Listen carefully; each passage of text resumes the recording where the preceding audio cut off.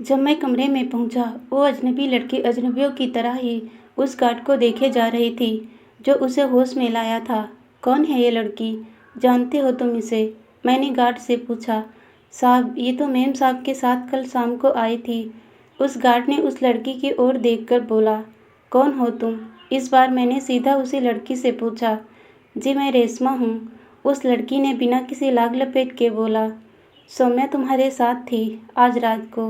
मैं समझ गया था कि सौम्या उसे यहाँ क्यों लाई होगी। मेघना अपने घर गई हुई थी 2 दिनों से, तो सौम्या को अकेलापन सहन नहीं होता होगा। जी, मैडम ने ही मुझे बुलाया था, रेशमा ने बोला। सौम्या कहाँ है फिर, जब तुम उसके साथ थी तो? मैंने रेशमा के चेहरे पर अपनी नज़रें जमाकर पूछा।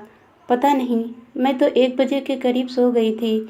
उसके बाद मैडम कहाँ गई मुझे नहीं मालूम। रेशमा सहज भाव से मेरे हर सवाल का जवाब दिए जा रही थी। अगर तुम 1 बजे सो गई थी तो इस कमरे में कैसे पहुंची तुम? तुम्हें तो सौम्या के बेडरूम में होना चाहिए था। मैंने एक द्व्यर्थी सवाल उसके चेहरे से बिना नज़र हटाए पूछा। मैं तो उनके बेडरूम में ही थी। रेशमा ने ये बोलकर मेरे दिमाग के तार झंझना दिए। मैंने सबसे पहले सौम्या का बेडरूम ही चेक किया था। तुम तो वहाँ मुझे कहीं नज़र नहीं आई। मैंने संशय भरी नज़रों से उसे देखा। ये सौम्या मैडम का बेडरूम ही तो है जहाँ पर आप इस समय हो। रेशमा के इस जवाब ने एक बार फिर मेरे दिमाग को चकरा दिया। लेकिन उनका बेडरूम तो पहली मंजिल पर था। मैंने इस बार गार्ड की ओर नज़र घुमाकर पूछा। साहब, वो राजीव साहब के जेल जाने के बाद मेम साहब ने अपना बेडरूम इसी रूम में बना लिया था। मेघना मेम साहब भी उनके साथ इसी रूम में रहती हैं। इस बार गार्ड ने मेरी बात का जवाब दिया। तुम सौम्या को कब से जानती हो? मैंने अब फिर से रेशमा पर अपना ध्यान लगाया। जी, मैं तो मैडम की कंपनी में ही काम करती हूँ। जब भी मैडम का मूड होता है मुझे बुला लेती हैं, रेशमा ने बेबाकी से जवाब दिया। मैंने अब गार्ड को वहाँ से बाहर भेजना ही मुनासिब समझा। हालांकि उस कोठी में काम करने वाले किसी भी इंसान से सौम्या की फितरत कोई छुपी हुई चीज़ नहीं थी। मेरा इशारा पाकर गार्ड उस रूम को छोड़कर जा चुका था। मैं फिर से रेशमा से मुखातिब होने वाला ही था कि मेघना ने कमरे में प्रवेश किया। कुछ पता चला सौम्या के बारे में? मेघना ने घबराए स्वर में पूछा। नहीं, अभी तो उसका फ़ोन स्विच ऑफ ही आ रहा है और जिसने इस लड़की पर हमला किया था वो शख्स भी फरार हो गया। मैंने मेघना को अभी की स्थिति बताई। रेशमा, तुमने उस आदमी को देखा था क्या जब उसने तुम पर हमला किया? मेघना ने रेशमा से पूछा। सौम्या को लग रहा था कि कुछ दिनों से कोई व्यक्ति उसका पीछा कर रहा है और उस पर नज़र रख रहा है। इस बारे में कभी उसने तुम्हें बताया था? मैंने मेघना के सवाल को काटकर अपना सवाल मेघना से पूछा। नहीं, उसने तो मुझे कभी भी इस बारे में नहीं बताया। नहीं तो अब तक तो हम इस बारे में पुलिस कंप्लेंट कर चुके होते। मेघना ने मुझे बताया। यार, सौम्या रात को 2:30 बजे मुझे फ़ोन करती है और मैं बिना वक्त गंवाए यहाँ 45 मिनट में पहुँच जाता हूँ। इतनी सी देर में सौम्या एक ऐसे घर से गायब हो जाती है जहाँ उसके पहलू में एक लड़की सोई हुई है और बाहर गेट पर 4-4 गार्ड पहरा दे रहे हैं। मैंने ये बात जैसे खुद से बोली हो। मेघना और रेशमा दोनों मेरी ओर असमंजस भरी निगाहों से देख रहे थे। अब हमें क्या करना चाहिए? मेघना ने मेरी ओर देखकर पूछा। सबसे पहले इस कोठी का चप्पा चप्पा छान मारो। मुझे नहीं लगता कि सौम्या इस कोठी से बाहर जा पाई होगी। मैंने मेघना को बोला। क्या इस काम में गार्ड की भी मदद लें? मेघना ने मेरी ओर देखकर पूछा। नहीं, ये काम अभी सिर्फ मैं और तुम मिलकर करेंगे। अभी किसी तीसरे को इसमें शामिल नहीं करना। मेरी बात सुनकर मेघना ने सहमति से अपना सिर हिलाया। सर, मैं क्या करूं? रेशमा ने हम दोनों की ओर सवालिया निगाह से देखा। तुम भी आओ हमारे साथ। कहीं तुम्हें अकेला देखकर वो तुम पर दोबारा हमला न कर दे। मैंने रेशमा को बोला। लेकिन सर, वो मुझ पर हमला क्यों किया? मैं तो उसे जानती भी नहीं और ना ही वो मुझे जानता होगा। रेशमा ने अपनी अक्ल के घोड़े दौड़ाए। उसने शायद तुम पर सौम्या के धोखे में हमला किया होगा, लेकिन अगर उसने तुम्हें सौम्या समझा तो इसका मतलब सौम्या हमलावर के हत्थे नहीं चढ़ी थी। फिर सौम्या कहाँ लापता हो गई? मैंने एक बार फिर से उन लोगों की ओर देखते हुए बोला। लेकिन एक बात मेरी समझ में नहीं आई कि ये बात सौम्या ने तुम्हें क्यों नहीं बताई मेघना, जबकि इस दुनिया में एकमात्र खैर ख्वाह तुम ही हो। मैंने एक बार फिर से मेघना से इस बारे में पूछा। शायद वो मुझे किसी चिंता में न डालना चाहती हो अनुज। वैसे वो तुम्हें भी अपना खैरख्वाह ही मानती है। वो हर बात में एक बार तो तुम्हें याद कर ही लेती है। मेघना ने ये एक नई बात मुझे बताई थी। चलो वो मुझे क्यों याद करती थी इस बारे में बाद में बात करेंगे। पहले सौम्या को ढूंढना शुरू करते हैं। यार मैंने मेघना की बात को अवॉइड करना ही सही समझा, क्योंकि ये चर्चा एक लंबा विषय बन जाता। तुम दोनों नीचे की मंजिल से शुरू करो। इस कोठी का कोई भी कोना छूटना नहीं चाहिए। मैंने उन दोनों को ताकीद किया। वो दोनों हसीना बलाएं अपने काम के लिए नीचे की ओर प्रस्थान कर गई। आपका सेवक अब इसी मंजिल के बाकी कमरों को चेक करने में जुट गया। मैंने उस मंजिल के सभी कमरों को बारी बारी से अपने ब्रह्मास्त्र का प्रयोग करके चेक किया, लेकिन वहाँ सौम्या तो क्या, उसके बदन की खुशबू का भी एहसास मुझे किसी कमरे में नहीं मिला। उस मंजिल के बाद ये बंदा अब तीसरी मंजिल की ओर मुखातिब हुआ। हालांकि तीसरी मंजिल पर रहने वालों का अभाव गुप्ता जी के जीवन काल में भी था। तब अभी अमूमन ग्राउंड फ्लोर, फर्स्ट फ्लोर और फोर्थ फ्लोर ही कुछ कुछ आबाद रहा करता था। मैं तीसरी मंजिल पर पहुंचा। उस मंजिल पर भी कब्रिस्तान जैसी खामोशी पसरी हुई थी। नीलबटे सन्नाटा। सुई भी अगर गिरी तो उसकी खनखन की आवाज़ आपको ज्यों की त्यों सुनाई देगी। मैं उस मंजिल के भी हर कमरे को खोल कर चेक करने लगा, लेकिन नतीजा वही, ढाक के 3 पात। मुझे अपनी ये सारी कसरत जो मैं खुद भी कर रहा था और मेघना और रेशमा से भी करवा रहा था, बेईमानी लगने लगी। तीसरी मंजिल के चेकिंग के भी कोई नतीजा नहीं निकला। मरे थके हुए से कदम अब चौथी मंजिल की ओर उठ चुके थे।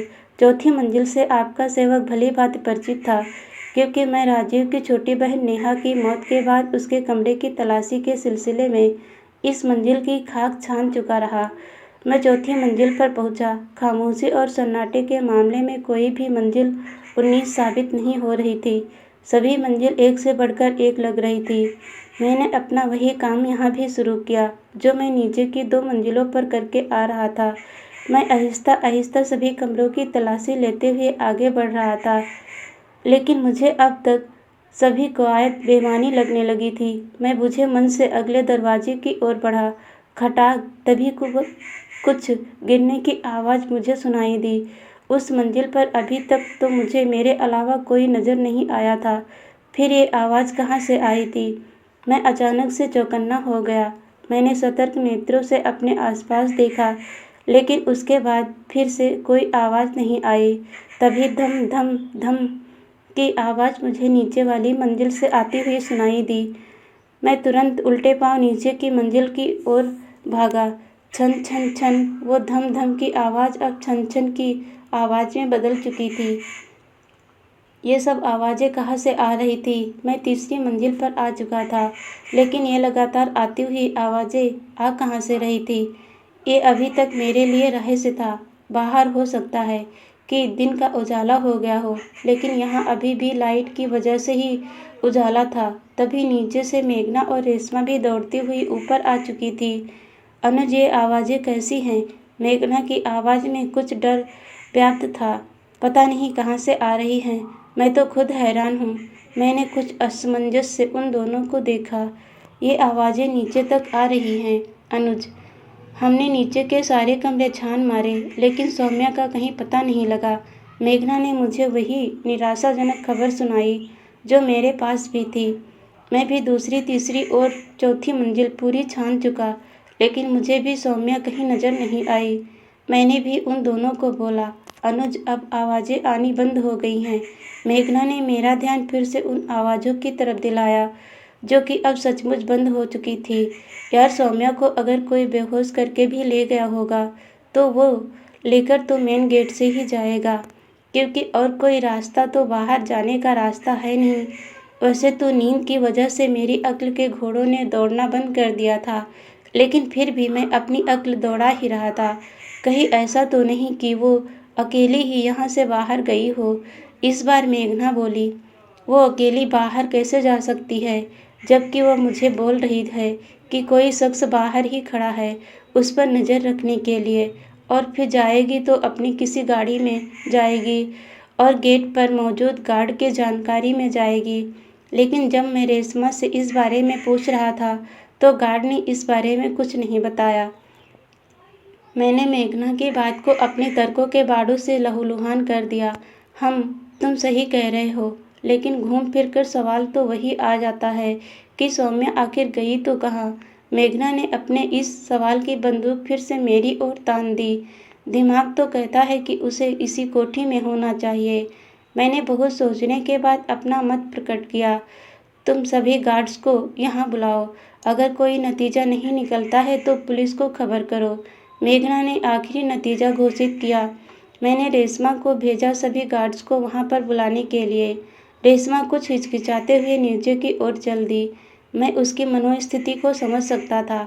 इस वक्त यहाँ जो हालात थे उसमें उसका अकेले कहीं भी जाने में डर स्वाभाविक था। हम दोनों अब गार्ड्स के आने का इंतज़ार करने लगे। थोड़ी ही देर में चारों गार्ड्स सावधान की मुद्रा में हमारे समक्ष खड़े थे। मैंने बारी बारी से रात को 2 बजे के बाद की उनकी गतिविधियों के बारे में पूछा। खास तौर पर सौम्या मैडम को उन्होंने कोठी से कहीं बाहर जाने के बारे में पूछा, लेकिन सभी के जवाबों से मुझे निराशा ही हाथ लगी। मैं सौम्या की उलझन को यहाँ सुलझाने के लिए यहाँ आया था, लेकिन सौम्या अब मेरे लिए खुद एक उलझन बन चुकी थी। सौम्या ने अपनी आदतों के चलते कोई ऐसा आशिक तो नहीं पाल लिया था जो उसके लिए अब खतरा साबित हो रहा हो। मेरे दिमाग में अचानक ये बात आई थी। मुझे भी अब ऐसा ही लग रहा था।